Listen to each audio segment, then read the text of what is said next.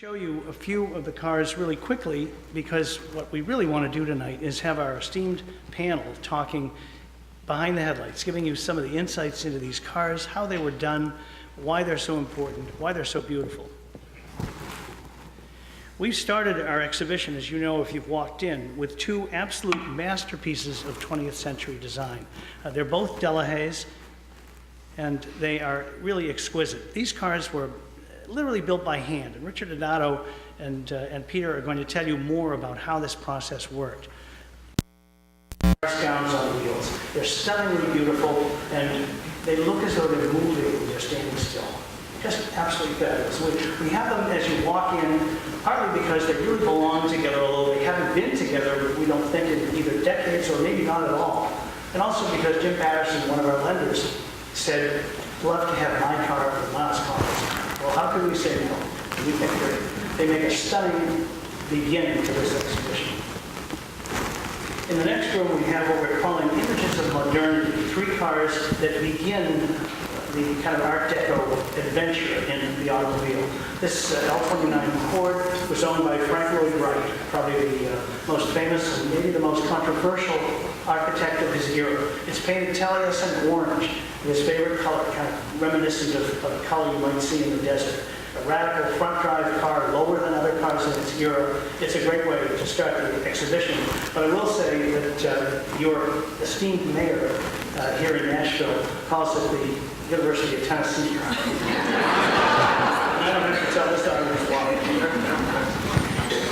Our next car that you'll see to the right of the Ford is one of a kind, really.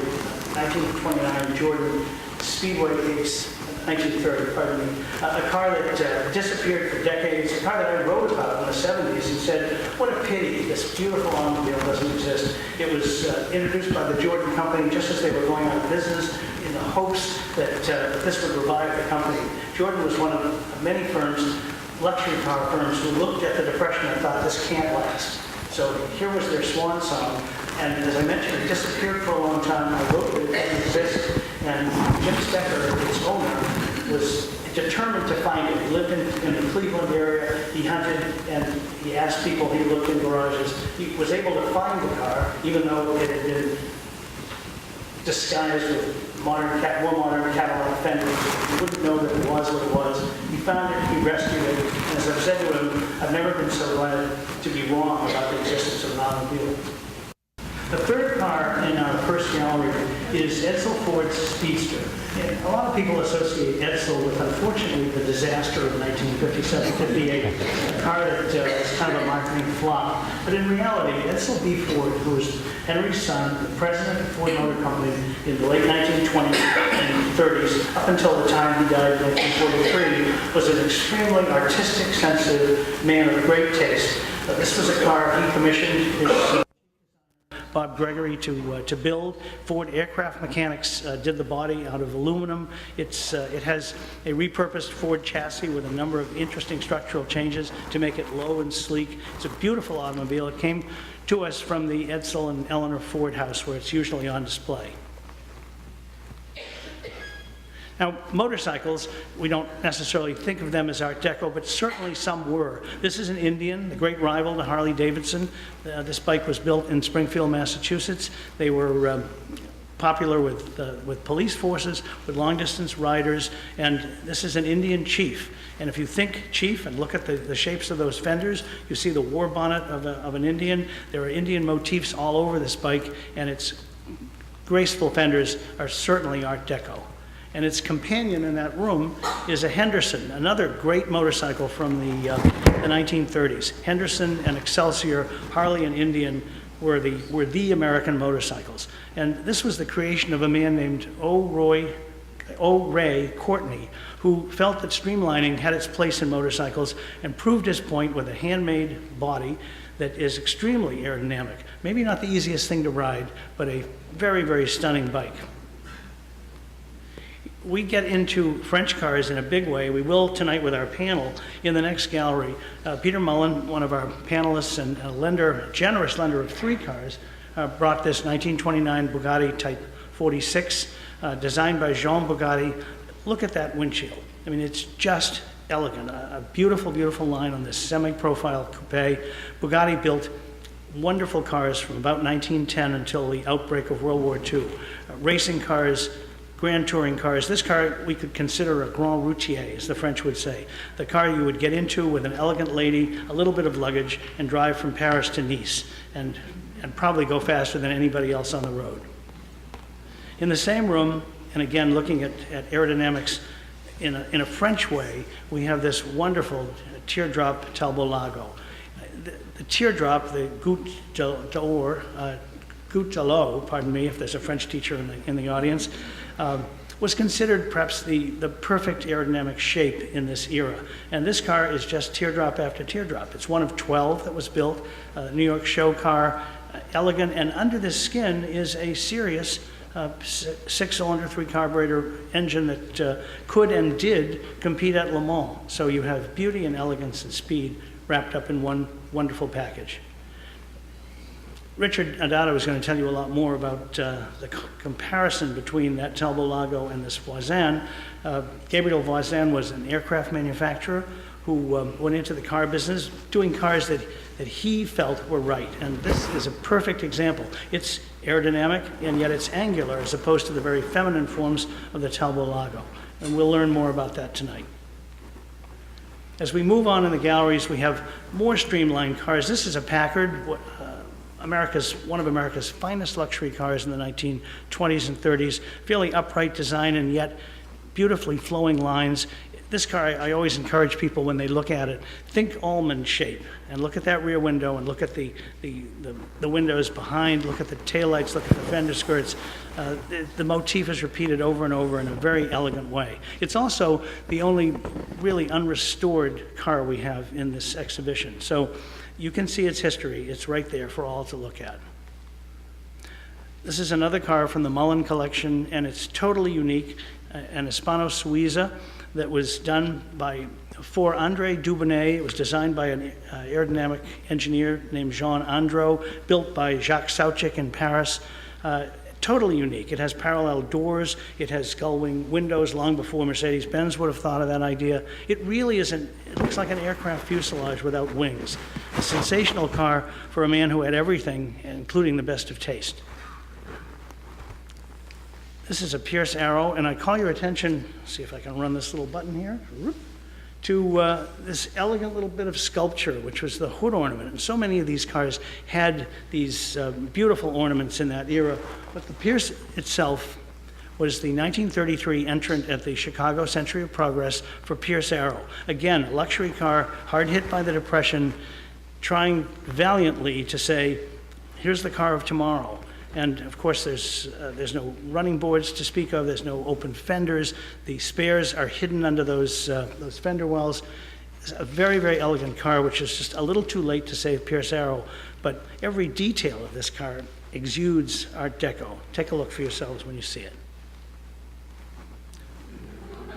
For those of you who were here last night, got to see an interesting little video. This is a Stout Scarab. Another aircraft manufacturer, William Bushnell Stout. This was his brainchild, and he was backed by some pretty important people like Harvey Firestone and Willard Dow of Dow Chemical, who believed that in his vision of a car that was much more practical, certainly more aerodynamic. This car has a Ford engine that's mounted in the rear. It's got fully independent suspension, and it was definitely the car of tomorrow, but that tomorrow was a little too far ahead for people, and unfortunately only 6 of these were made, but the shape is exquisite. The Tatra T97, you're going to learn a lot about Tatras tonight from Jeff Lane, who owns several Tatras. A Czechoslovakian car, a great aerodynamic exercise, a car with 40 horsepower that'll go 80 miles an hour, again, very ahead of its time, and I think I'll look forward to hearing what Jeff has to say about the Tatras. The Chrysler Airflow it sounds like every one of these cars was a failure, but I have to tell you that they were the stroke of genius. Carl Breer, the designer, the engineer behind the Airflow, realized that most of the cars of his era were more streamlined if they went down the road backward than if they went forward. He resolved to do something about it. If you look at this car and you look at the typical 20th Century Limited or Burlington Zephyr trains of the 1930s, you'll see the inspiration. Chrysler would have liked to have sold more of these than they did, but they started something, and as you'll see in a few minutes, they had another attempt in 1940. I think, have I moved too far forward here? No. One of my personal favorite cars is this 810 Cord. Not only was it a radical unit body, front drive, 4-speed vacuum shifting transmission, all these wonderful advances, but it's a beautiful blend of curves and angular lines in a fabulous Art Deco way.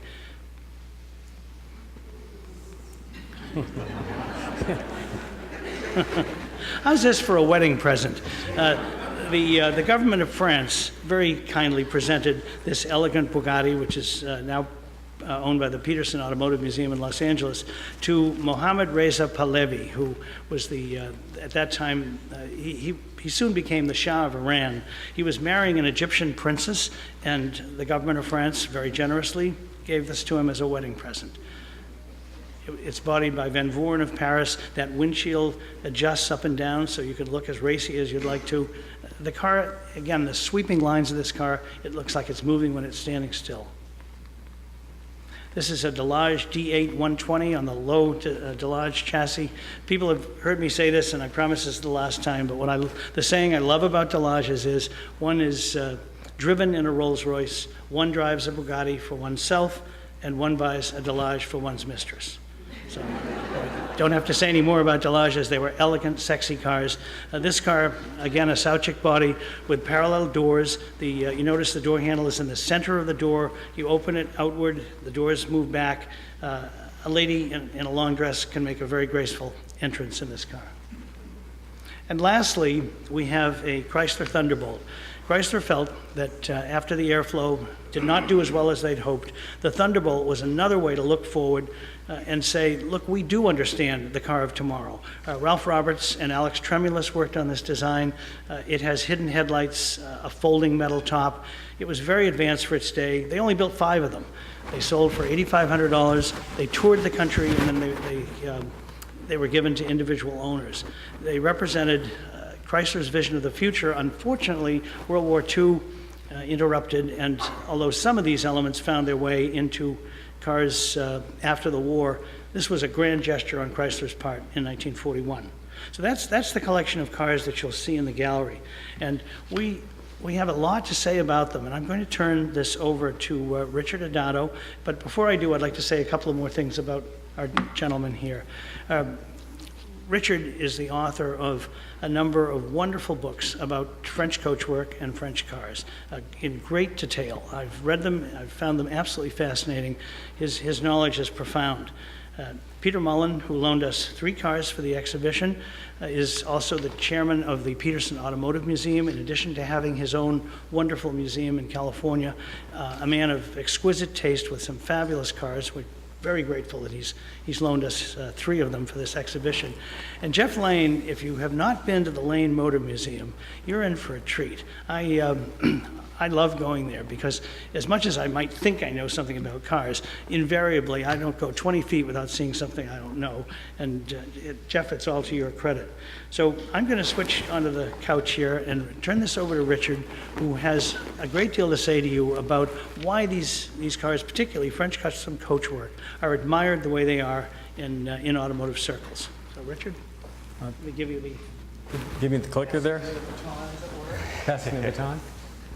Thank you. Yeah, we're going to talk about French cars tonight, and this is the first car I'm going to show you is a 1938 Delahaye Type 165 V12. This is at the Fagoni and Falaschi workshop in Paris, and this is the team of people that built this car. And you kind of want to see what does the inside of a French coach building factory look like. This is sort of a typical thing. It wasn't Detroit. It was small. It was half the size of the Frist lobby. But it was full of people, passionate, and they were able to turn out some of the most fantastic cars that were ever built.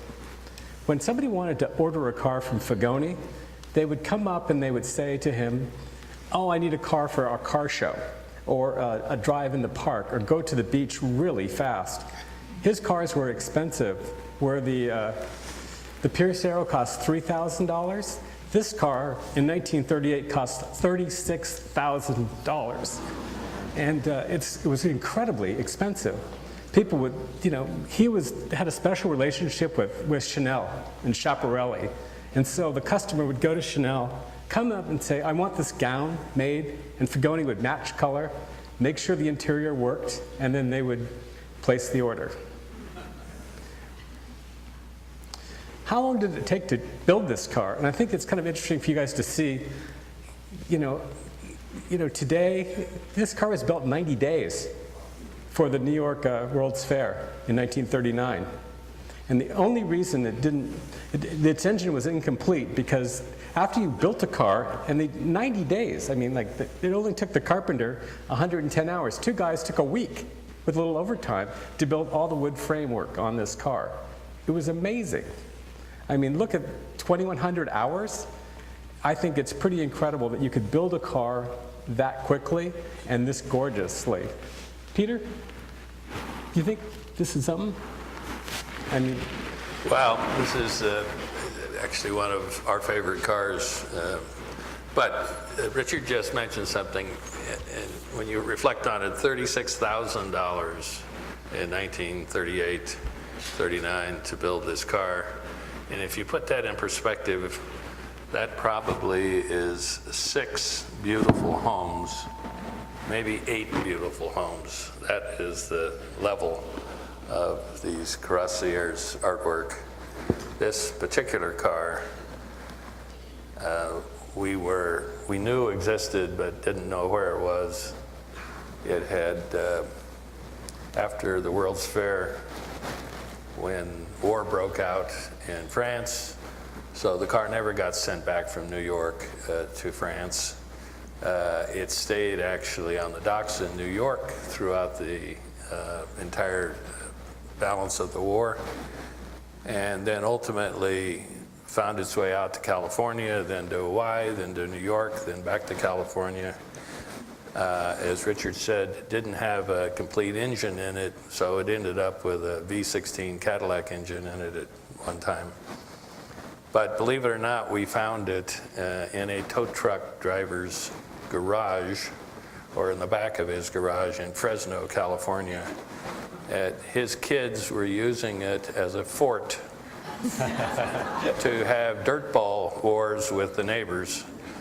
So when we found it, you can imagine the condition it was in. And we located the engine in Germany in the back of a warehouse of parts by a German count. And actually was able to ultimately land both of them and marry them together and restore it back to this condition. So this car was a Concours winner.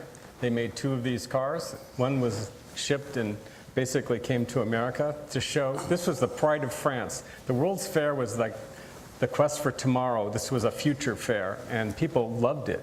And it created quite a store.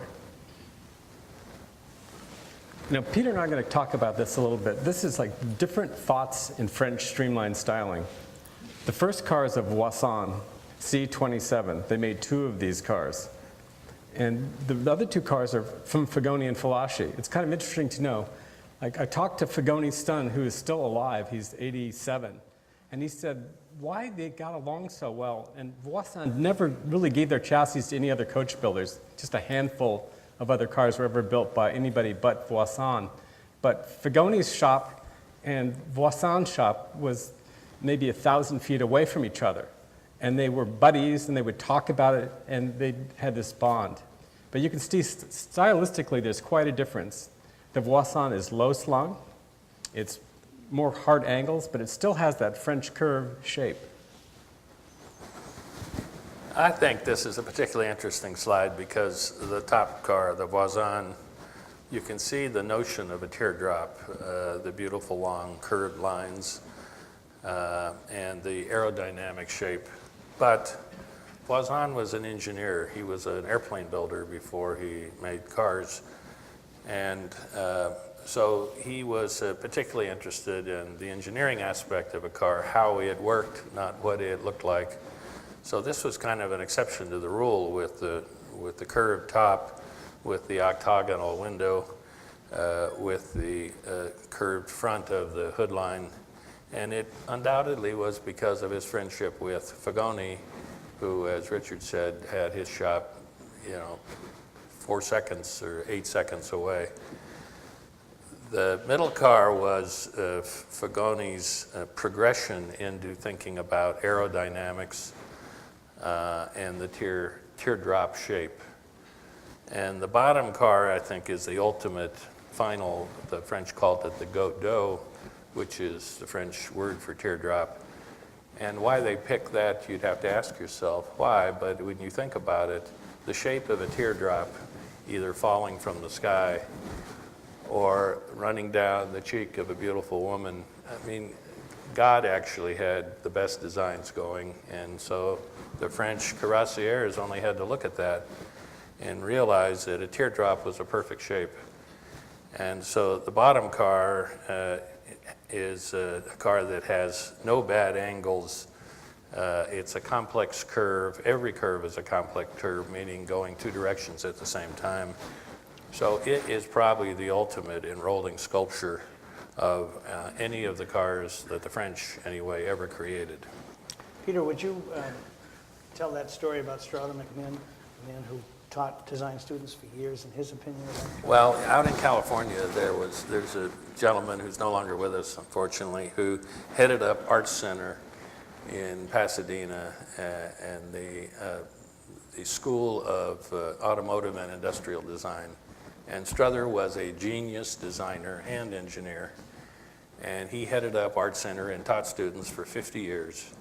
So when he was about to retire, they wanted to celebrate Strother for his contribution to the world of automotive design over 50 years.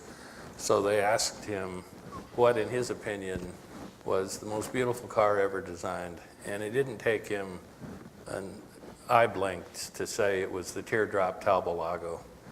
So they actually called me up and said, Peter, Strother thinks the teardrop Talbot is the most beautiful car of all time. Would you bring it to his retirement party? So I absolutely said sure, and brought it there, and we put it up on a platform. And when he walked in, there was 1,000 people waiting to celebrate his life, and the teardrop was up on the platform, and he just started crying. Because for him, I mean, he was creating teardrops, there it was, because for him, the most beautiful thing in the world that he'd ever seen, along with all these students that had come back over all these years to celebrate his genius. So it was a special evening.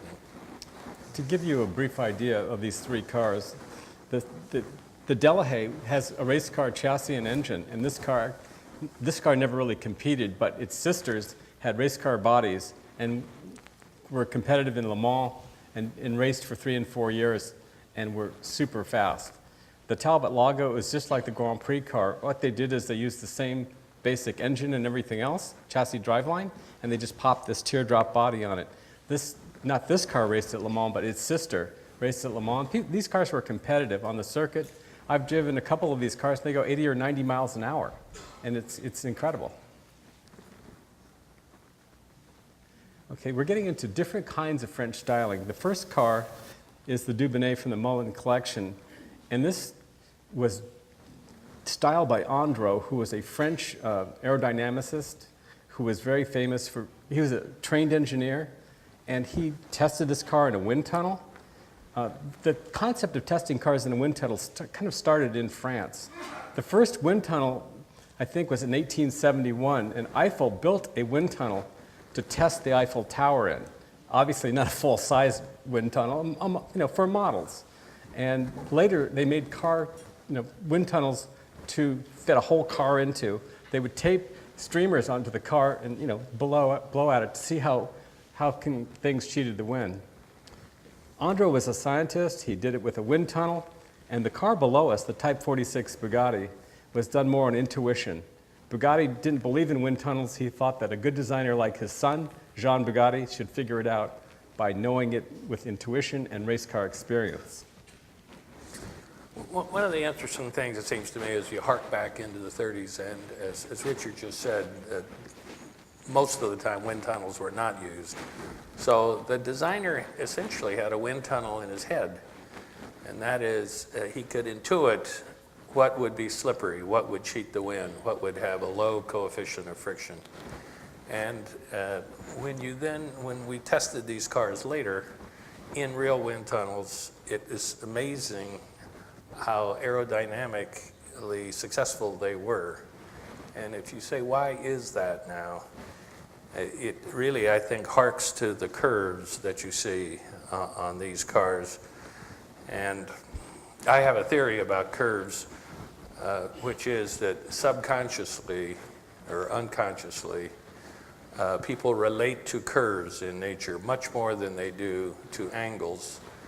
And why should that be? Well, if you look at the moon and you see the slice of a quarter moon, that beautiful line is a French curve.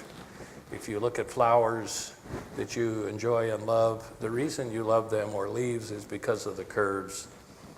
If you look at probably the greatest test of nature for aerodynamic efforts, they're fish. And you don't see many angled fish. There are a few. But most of the fish have a lovely curved shape. And even the whales and a couple of fish that have bull nose heads actually are very aerodynamic. And Fagoni designed a Delahaye that he called the Narvel, which is a reference to a whale, because whales have that bull nose head, but they slide through the water very quickly.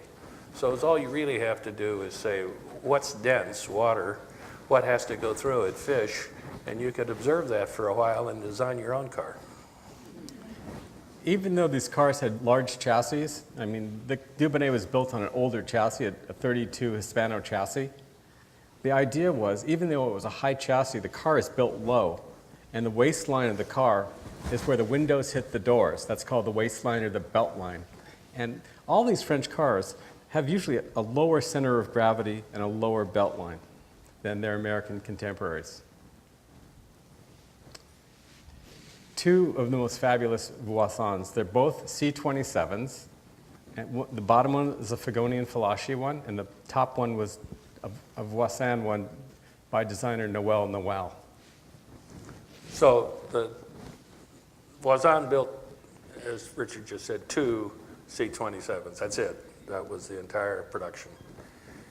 Normally, Voisin said, if you want my engineering, my chassis, my engine, you get my body. You don't get somebody else's body. I don't sell you a chassis and you run off to a Curator and build your own body. The answer is you get a whole Voisin or you get nothing. What's the question? But because of his affection and respect for Fagoni, who had his shop within spitting distance, he gave a chassis to Fagoni to allow him to build a body, and that's the bottom car, this Roadster, the yellow and black open car with ostrich interior that was built also for a Shaw. And so that you can see the beautiful Fagoni lines, but on the brilliance of a Voisin engineered chassis. Both cars were at car shows. Both cars won big in their period. And you have to remember the economic times. France just had gone off the gold standard. The franc was worth hardly anything against the dollar. These cars cost about $12,000 at a time when you can buy probably 30 Renaults for the same price. So there was a big disparity of wealth, but people were really proud of their wealth at this point. The whole, Europe was going into a big turmoil. German reparations were choking Germany, and all these different things were happening at the same time. But this was the golden age of automobiles. The best design in times came out of this really tumultuous economic period where rich people stood up and bought these cars and drove them around to car shows. And frankly, just like today, only the Shaws could afford them. Yeah, it's kind of a common thing. Here we have another beautiful, like, I think this is a 36 or 37 Delahaye, Fagonian Falaschi. It's one continuous curve from the top and then hooks around back through the back fenders. This windshield goes up and down again. And this car is lower to the ground on a similar sized chassis. And the European thought was elegant, gas efficient. They didn't have oil wells in France. They had to go buy their oil from the Shah, and even then. So it was not so good, and gas was very expensive. So people streamlined their cars with the purpose of better gas mileage, fast, fun, and these were the cars that kind of led the way in that movement. In America, no one ever thought of gas or how much it cost because we have had at that point in time plenty of gas.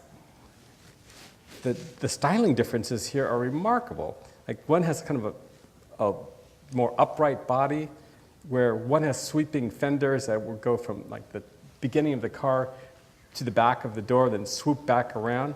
This Jordan is a gorgeous car, and it has Art Deco elements, but it was sort of America kind of looking at France and coming up with their solution. One's more upright, boxier, and higher waistline. And the top one is just an elegant piece of motion. This car, whether it's parked or going, looks like it's going fast. I think, and Ken mentioned it earlier, and the Frist Museum is really, this is a great opportunity to have this exquisite Art Deco building celebrating the Art Deco automobile. But there's another kind of deeper point that's going on in the car world.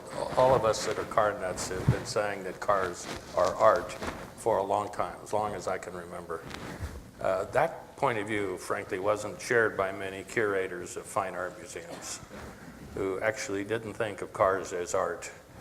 And all the way back in the 60s, I guess it was early 60s or 50s, that MoMA did the controversial 8 Cars show. And after that, there was nothing for 40 years or 50 years until fine arts museums finally dawned on them that maybe automobiles were art, that rolling sculpture was actually a phrase that wasn't just what car guys said, but they were actually pieces of art. And thanks to Ken, now 7 or 8 of the great museums, fine arts museums, have embraced automobiles and put on shows like this one that the Frist has done. I was particularly interested in the Phoenix Fine Arts Museum that Ken curated, one of the first shows, Curves of Steel it was called, and they opened the gallery with 21 cars very similar to some of these cars, in fact some of these cars. And right next door, in the same weekend, they opened another gallery in the Phoenix Fine Art Museum that had 50 Rembrandts. And never in the history of the world have 50 Rembrandts ever hung together in an art gallery. And they were borrowed from all over the world, private collections, public museums, in the US, in Europe, brought together by the curator and opened the same weekend. So you could ask yourself, well, would 50 Rembrandts for people that visit fine arts museums be a bigger draw, or would you think 20 cars? And, you know, I'm a car guy, but I might have bet the Rembrandts would win. The truth is, after a couple of months, I talked to the curator, who's a good friend of Ken's, and he said, you won't believe what happened. The cars outdrew the Rembrandts over several months by 10 to 1. So it kind of dawned on us, or maybe we already knew it dawned on some other museum curators, that cars actually might be art. Now, Ken, I was going to ask you, what do you think of the comparison I've got here between this Jordan and the Delahaye?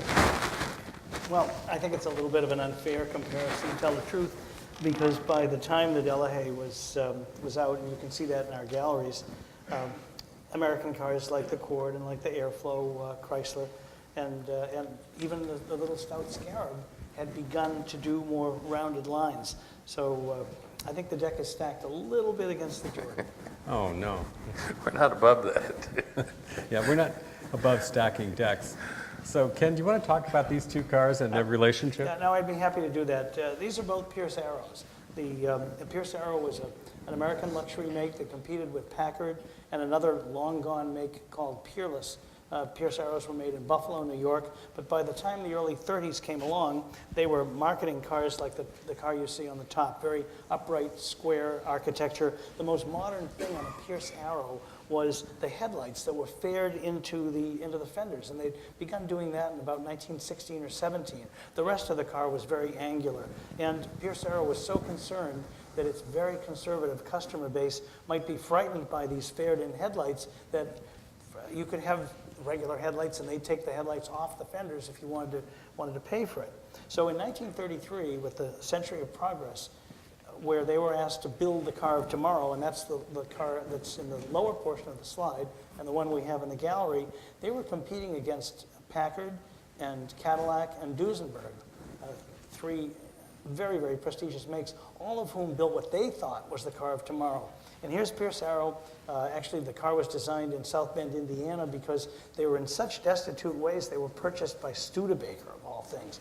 And at death's door, out came this elegant, very aerodynamic car that we have in our gallery here. It really won this informal contest of four different makes. It was priced at $10,000, which was a huge amount of money. They only sold 5. That's all they built. 4 of them survive. But I think this car speaks, the Silver Arrow, they called it, speaks really well for what they were trying to do in America. And they were trying to look forward. They were using streamlining as the way. Unfortunately, Pierce Arrow was probably the wrong company to try to do this. And what's left, though, is something we can look at and admire. It was a hell of a try. Okay, we're talking about two different cars here. The beautiful Airflow that we see at the top of the picture, and a Peugeot 402 from France, basically at the same time period. Now, this car is really interesting because both cars had Jaret's influence. Jaret, who was a Czech designer who moved to Switzerland and pretty much worked there, had his hand in both cars. One of them was the Peugeot, and one of them the Airflow. They took Jaret's designs, they asked him to help them a little bit, and their designers at Chrysler kind of enhanced it, and they worked together. And then they decided not to pay him or give him credit. So he sued them and actually won, but he lost in the end because he didn't get paid, but he won the lawsuit. But one was a commercial success, and one was a commercial failure. Why? One car was $3,000, and the other car was like $1,200. In France and in Europe, this Peugeot was very popular, and it had lots of different iterations because it had a different shape. I think the grille tells the story here. Yeah, I've got a theory about the reason. The top car, brilliantly designed by Jaret, a total flop.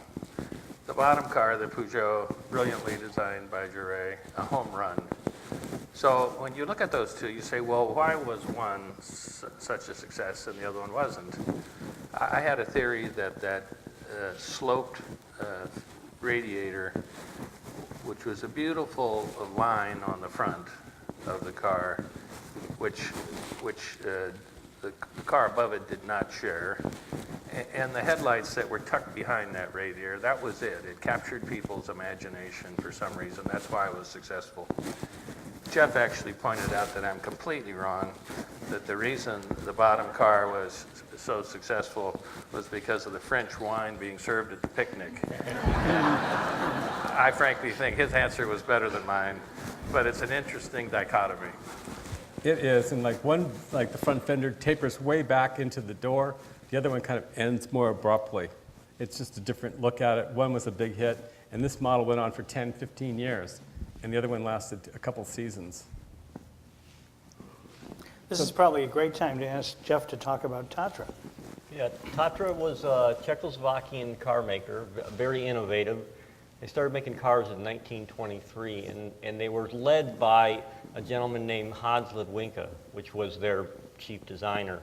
And they started out actually making very austere, two-cylinder, rugged cars, which is what Hans Ludwinka wanted in 1923. But by the early 1930s, they had evolved to, the Ludwinka was interested in doing an aerodynamic sedan. And so he partnered with Jarre, and they designed the T77, which I think is the next slide, which was what I call the beginning of the aerodynamic series for Tatra.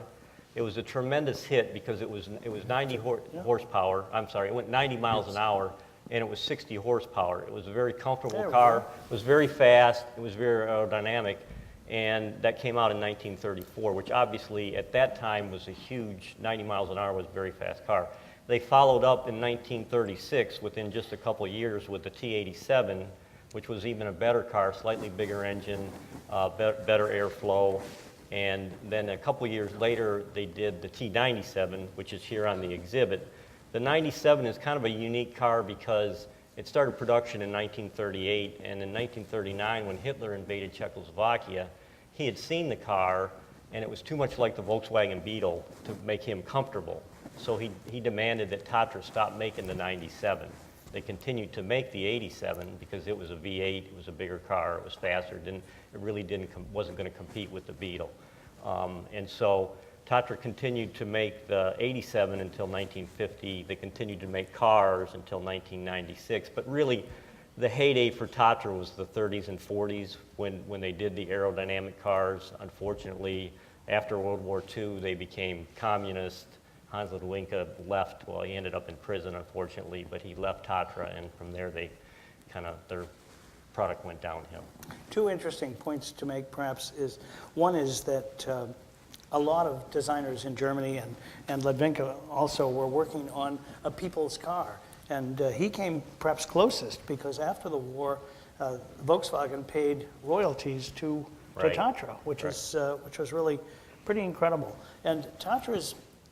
Maybe it's the Tatra Mountains that separate Czechoslovakia from everything else in Europe. We, as car enthusiasts, a lot of people had kind of forgotten how important the Tatras were and how interesting and unique they were. Well, 2 years ago, a Tatra sold at auction for a sum that just staggered everyone. And suddenly, Tatras are the new Tucker, if you know what's happened to Tuckers, and they're really hot stuff. And I think it's wonderful because they are and were really interesting automobiles. This T77 was so radical in its day, so I'm pleased to see the renaissance of Tatra.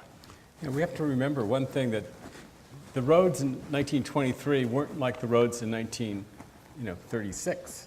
Europe really was developing their road system. They started building the Autobahn, getting that idea right around 1927, 28, and it really went forward until like 1939, and then of course expanded again. But roads, the bigger, the flatter the road, the faster the cars became, because people didn't want a fast car on a gravel road or like a dirt track that they couldn't get anywhere with. But French and Italian, like the Italians built the Autostrada, the French built the Péage, and the Germans built the Autobahn, and we built the Pennsylvania Turnpike. And that was actually first. But, it's kind of interesting.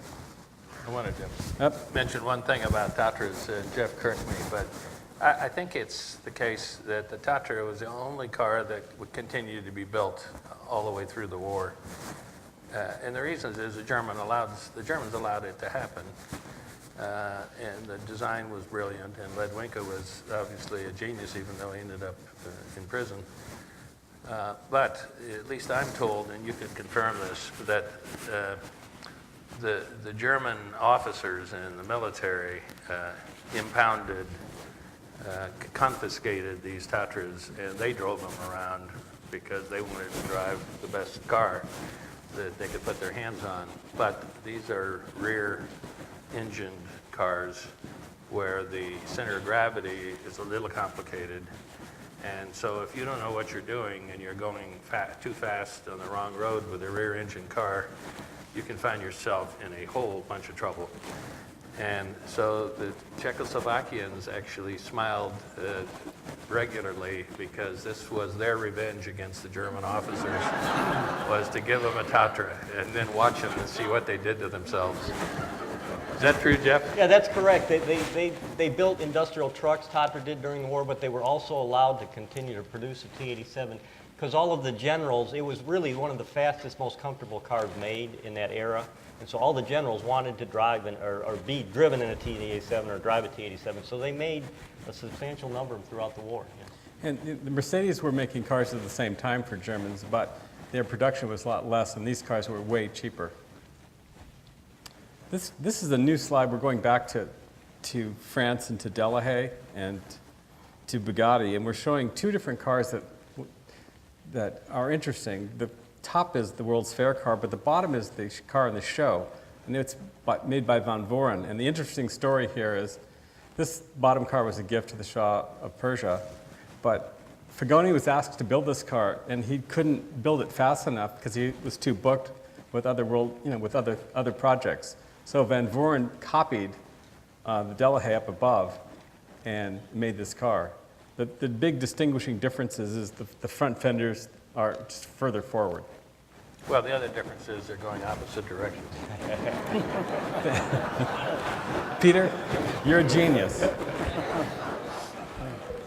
I think we're going to have Peter talk about some of his interests in the Mullin Museum and some of his passions, and you can see that's one of them. Well, when we opened our museum, the red Delahaye, the 39 World's Fair car, was featured on the turntable, as you can see. And we wanted to celebrate what the period really stood for. Concours d'Elegance, which we all know to mean a car show, at the time really didn't mean a car show. And then a package of a car and a beautiful woman and a gown created by a haute couture designer, and luggage and shoes and hat and Russian wolfhounds at the hands of the woman. And the entire package was then judged by the judges of the Concours d'Elegance. Frequently, the car makers would paint the car to match the woman's gown, or vice versa. A woman would buy a gown to match the colors of the car. So we thought it would be really fun to have some haute couture gowns, Art Deco gowns of the 30s created and put on models for the opening of the show, and that's what you're seeing here.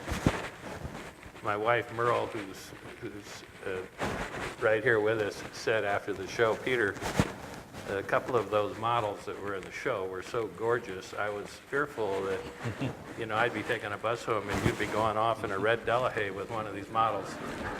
But I pointed out there was no chance that was true because none of those models had either fenders or bumpers.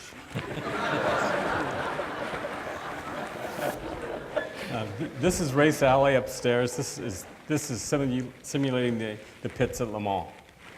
So in our museum, we took the upstairs and we recreated Le Mans of 1931. So we created the pits, we created the Molsheim Strait, which is what you're looking at. We created the bridge at the end of the Molsheim Strait. In fact, in Jeff's museum, the Le Mans track is circled on the floor as you come in, and so that's what we recreated. We got the 5-minute warning. The 5-minute warning. This is another shot of the Mullin Automotive Museum from the second floor that shows the layout of the cars that are on display there. I wanted to ask a couple of questions if we have time, and we can perhaps have a few minutes for people in the audience. But these cars are fabulous. They become, as you all can see, they have become more and more valued. I really have two questions for collectors like Peter, and that's, are there any more out there? Can you still find them? And how do you know you're getting the real thing? Well, two great questions. I have long wondered when the fun was over that there were no more cars to discover, French cars from this pre-war period. And frankly, for collectors, at least half of the thrill, and probably more, is in the understanding that it exists and finding out where it is and searching it out, and in ultimately having the opportunity to collect it. It's the Sherlock Holmesian aspect of the hunt that is actually more fun than the ownership. So you actually worry a little bit about whether there are no more.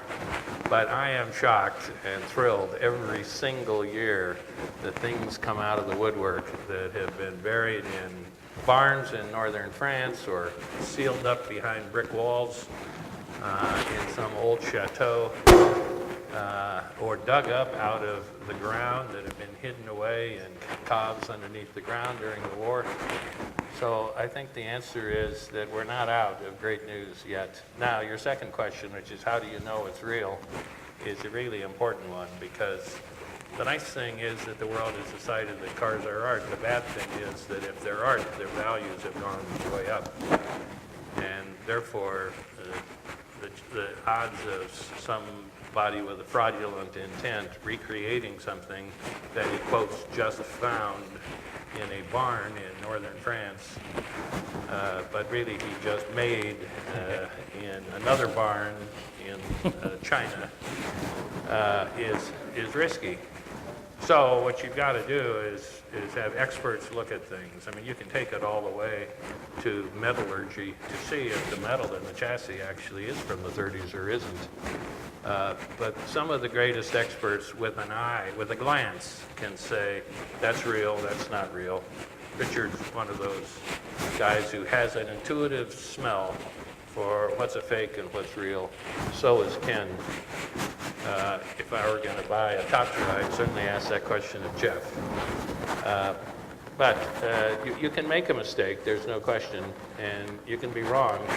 But what it really tells you to do is do your homework and have somebody else help you examine something that really knows what they're looking at, because you don't really want to be wrong on these. Apropos of that, Richard goes to France quite a bit, including last week, and maybe tell us quickly about some of what you've been able to find. Well, I'm sort of almost like a car, archaeologist. I go to the original sources, I find the original documents. I have a good, even though I can't speak French with a darn, I get people to help me, and I'm able to find things that are just always pretty amazing, because I go down deep, I look in, old libraries, I go to the police records, I go to the relatives of the coach builders, and they just have been giving me quite a few things, because there's a whole generation shifting, and there's a whole bunch of material now coming up. And I'm glad to say, yeah, I've been able to find some really cool cars myself out of the woodwork. I would write a story in a magazine saying there was 3 of these made, and some old guy would write me a letter saying, no, I have the 4th one. And and sometimes this 4th car is worth $5 million, and he doesn't even know. I tell him, but it's kind of amazing. Wait a minute, what do you tell him? I tell him it's worth 50 cents, Peter. I think Ken, is our time up here? We're going to switch to some questions? Yes. We do. Okay. Okay.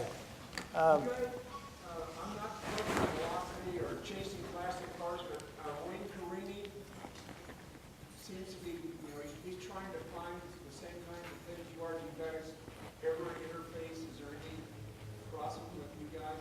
Yeah, I talked to Wayne Carini, and I helped work on some Discovery Channel shows with him. I was on the phone with Wayne the day before we came down here because he was looking at a hot rod that was a very odd duck that I had not seen before. If I had, I'd probably blanked it out. But we all exchange information quite a bit. I made the point to someone that we're a little bit like Ray Bradbury's book, Fahrenheit 451. If those of you who remember, everyone was a book when they were burning books. Well, they're not burning cars, but at least from our perspective, we have our areas of expertise, and we can compare notes with one another and help one another. That happens every year in August for Richard and for me at Pebble Beach, because we're fortunate to be Pebble Beach judges. And I'd like to think that in that room and we're also on the selection committee, there is an amazing compendium of knowledge. Everyone there knows. Cars flash up on a screen. We look at 600 cars to get down to 200. And a car will flash up, and invariably someone will know about it, and someone else will know when it was painted, and someone else will know when it was sold, or someone will say, sorry, that's a fake. Ray Jones built that in Florida in 1960. I mean, it's fascinating to see what happens when we all pass on. I hope some of you pick up the torch. But yes, ma'am. Could you speak about the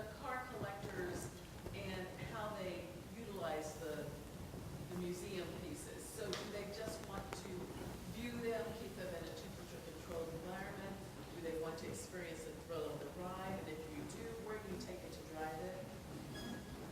Peter, would you like to start with that one? That's Sure. a neat question. Is this back on now? Yeah. That's a great question, which is first, why do you collect? What's in your mind when you do that? And then what are you going to do with what you collected? And do you drive them or not? People have said to me regularly, Peter, you're not driving that out on the road, are you? And I say, I am, absolutely. And I say, why would you take a valuable item like that and put it out on the road? And the answer is because it's a car. I mean, it's beautiful, it's sculptural, it might be rolling sculpture, but it's a car, it deserves to be driven. And as a matter of fact, at Pebble Beach, who kind of has stimulated this right in the beginning, if you drive your car the day before Pebble Beach, or the 2 days before the Pebble Beach show, on the Quotes tour, which is 60 miles, and you finish the tour, then you receive a ribbon for finishing the tour. And then on the Sunday, when there's the show, if it's a tie between two cars, at the end, the car that participated in the tour gets the nod. That's tipping point. Because you should drive these cars. I think the worst thing in the world is to have a fabulous, beautiful car bought by a wealthy individual and tucked away in some dark chamber where the rest of the world never sees it again. That it's only for a select group of friends in the bottom of an underground chamber in Russia. I mean, to me, that's a crime because it takes it away from the public and their appreciation and their education and their understanding. So I think for most people that privately create museums, they really open it up to the public and they want to share it. Because frankly, at least speaking for myself, every car that I have virtually was made before I was born, believe it or not, was made before I was born, and are going to be around a lot longer than I am, so it'll live beyond me. And so then you say to yourself, then what's your role? It's not owner, it must be caretaker, it must be shepherd. And what you really want to do is leave it better than you found it. Do a good job while it's in your possession, but preserve it for the future children and the rest of the world to see ad infinitum. And that's the philosophy, at least, that we follow. Michael? Richard, I'm curious, when you had the slide up that was exposing the Delaware to the Jordan, you had an aside about the efficiency of the gas mileage in the Delaware. What are we talking about? Well, at that point in time, it was getting about 25 or 26 miles to the gallon.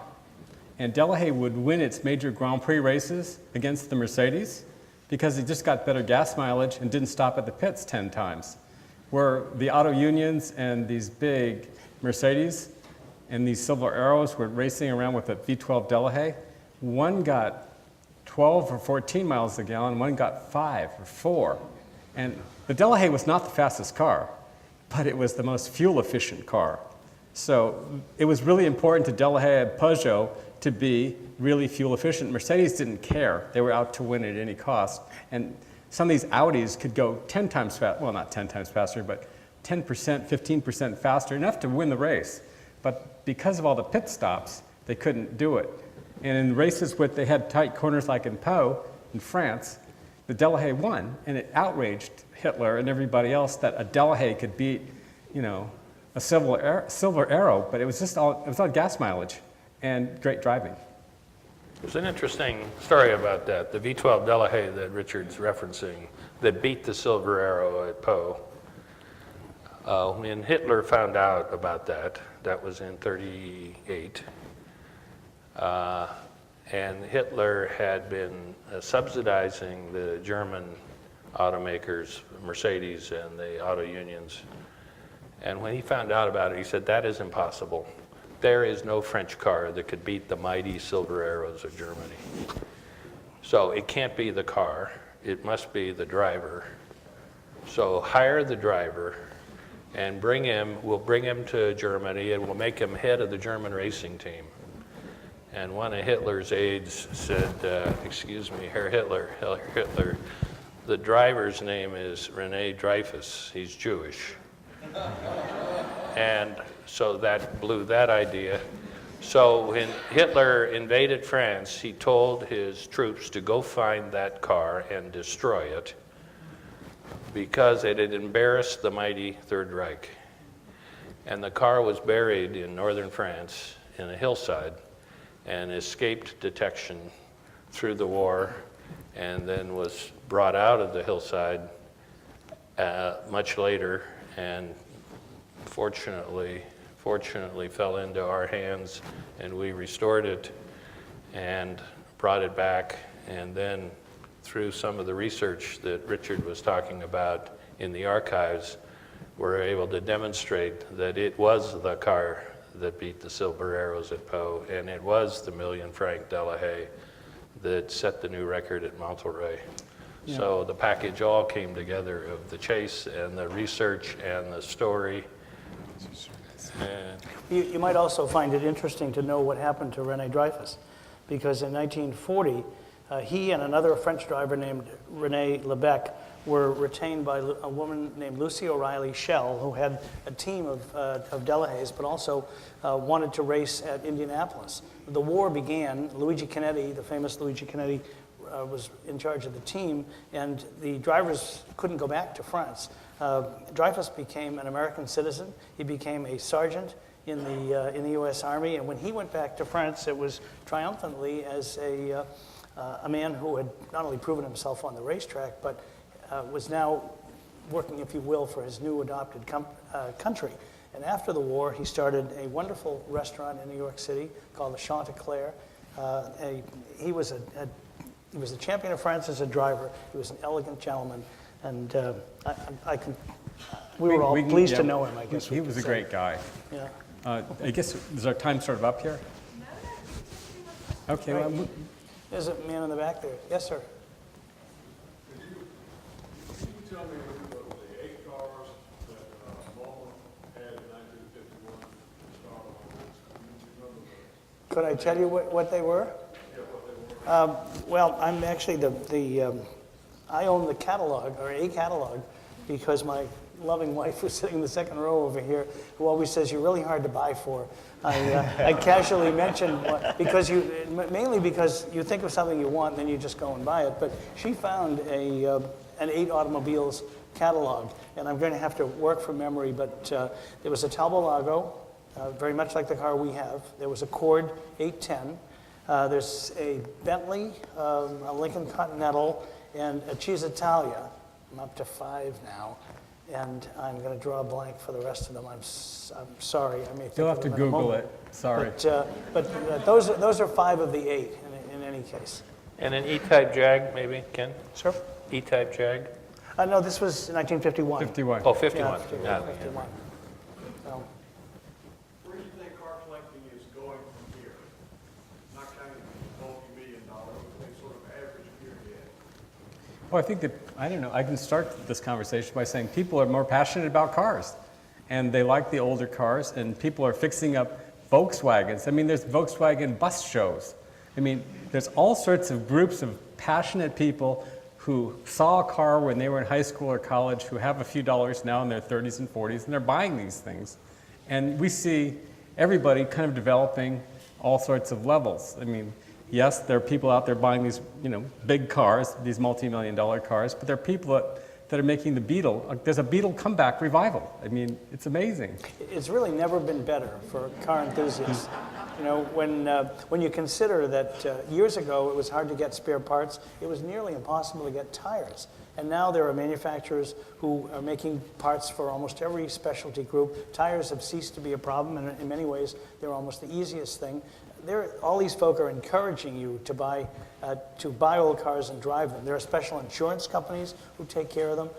Tires, quick footnote on tires, in Chattanooga, Tennessee, the Coker Tire Company, so right here in your state, is the world's premier and largest volume manufacturer of tires for old cars. And Corky Coker, who's the chairman of the company, likes to say, drive those cars because you need to buy tires. Wear out those tires, yep. Terrible Tennessee accent, I apologize. Yes, sir. Can I give a plug out to the parts people that have researched and source all these parts that you look for? Or those out there that are really dedicated to finding these original. Well, you know, there is an expression called NOS, new old stock, and people covet these old parts if they can find them. But if you want, I can probably find you some brake shoes for a 1940 Ford that were manufactured in 1940. I'm not going to put them on my car. You have to be pretty judicious about vintage parts and what you use. But again, all credit to the people who search them out. Yes, sir. Where's the Mullin Museum? It's in Oxnard, California. Okay, yeah, we've done the Petersen, but we'll have to try that one. Just go up the coast about An hour. an hour along the, And take a left. We spend a lot of time in San Luis Obispo, so I'm always looking for some place else to go. That'll be cool. Well, I'm sure this will be posted on the website here with a link to the Mullin Museum at some point. We have one more question. Yes, way in the back. I'm not the only one wondering this, but what kind of cars do you guys drive from day to day? thank you. Do you want to start with Peter? Well, yeah, sure. What I drive, love, and am passionate about every day, my daily driver is a Mini Cooper.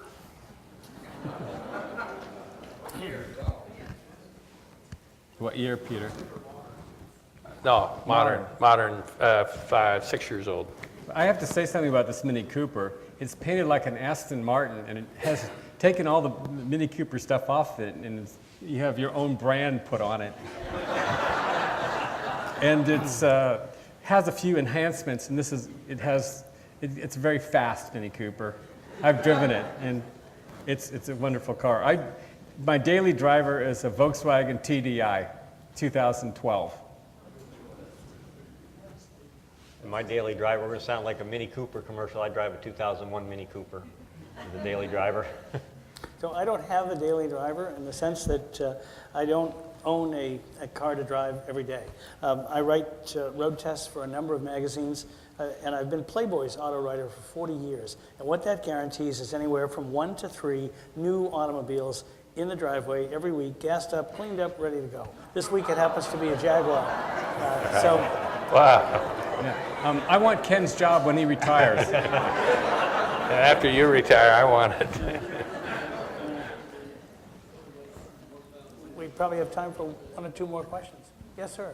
Curious about the Delahaye front fenders. I think every picture that we saw tonight, except for the World's Fair car, in section has an hourglass shape. And I was wondering if that was functional or if it was a stylistic labor. It was an aerodynamic teardrop shape that was stylistic, but what they did was, Fagoni was very careful in how he treated wind resistance in his cars, and he'd always talked about it. They didn't have a wind tunnel, but they would blow smoke by it, and they would just sort of see how the smoke was disturbed. And they thought that that was the most elegant expression of a French curb, just the falling drop of water business. Let's do one more question. Gentleman in the back with his hand up. Yes, sir. If you could somehow project yourselves 50, 60 years into the future, is there anything today or in the recent past that would be worth burying in the ground to dig up in 60 years? You know, the burying in the ground question is a bit of a loaded one, and the reason is that in 1957, I think it was in Oklahoma City, they were celebrating a major anniversary of the city, so they took a brand new 57 Plymouth, and they put it in a kind of a cocoon, and with great ceremony, they buried it. And a couple of years ago, oh, and by the way, there were raffle tickets that were issued for this. And the winner in 50 years or so was going to get the Plymouth. So they actually found a relative of the person who had the winning ticket, and they unearthed this Plymouth that was in a kind of a concrete sarcophagus, if you will. And when they pulled it up and opened it, water dripped out of the bottom because somehow over the years the concrete had failed and the Plymouth looked like a rusted, shrunken hulk. Now, it's in a restoration shop somewhere and they say they're going to bring it back. So I might put a car carefully up on blocks and pickle it, so to speak, but I don't think I want to bury it in the ground. And the other answer is, I don't know if we can tell you what would be, what we should do, because I'd rather drive these cars than I think your store them. story proves that you ought to pick the worst car you've ever seen and bury it. You know, we can't predict what's going to be valuable in the future today. You know, when you have a production car that they made thousands of, it's not going to be valuable in a long, ever, basically.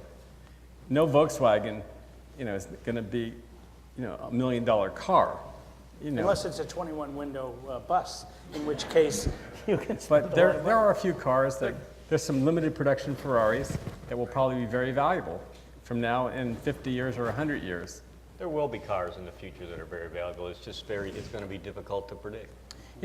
Art Deco only made a resurgence in the last, since the 70s. People thought that, it went through a passionate period, then it died off, then it came back.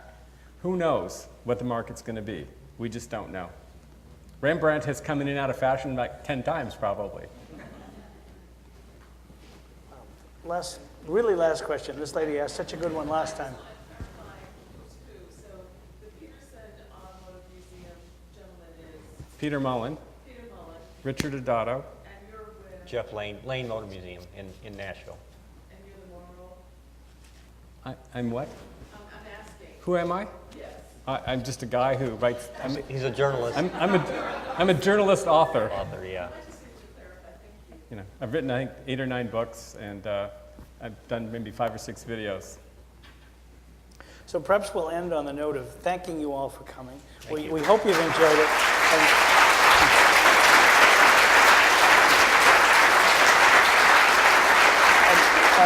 One last thing, shameless plug here. Please visit this collection while it's here. Buy a catalog. Tell your friends. We want this to be a blockbuster for Tennessee and for Nashville. So thank you all. I might go to the Lane Museum too. That place is wonderful. Yay.